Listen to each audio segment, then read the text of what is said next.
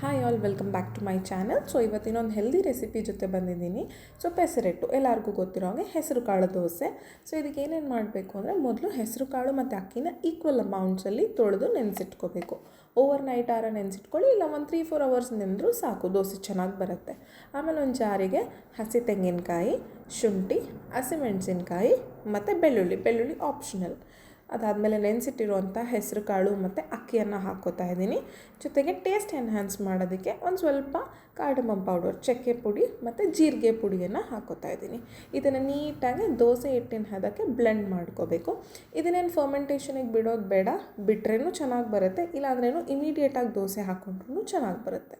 So ನೋಡ್ಬೋದು ಎಷ್ಟು ಕ್ರಿಸ್ಪಿಯಾಗಿ ಥಿನ್ನಾಗೆ ದೋಸೆ ಬರ್ತಿದೆ ಅಂತ.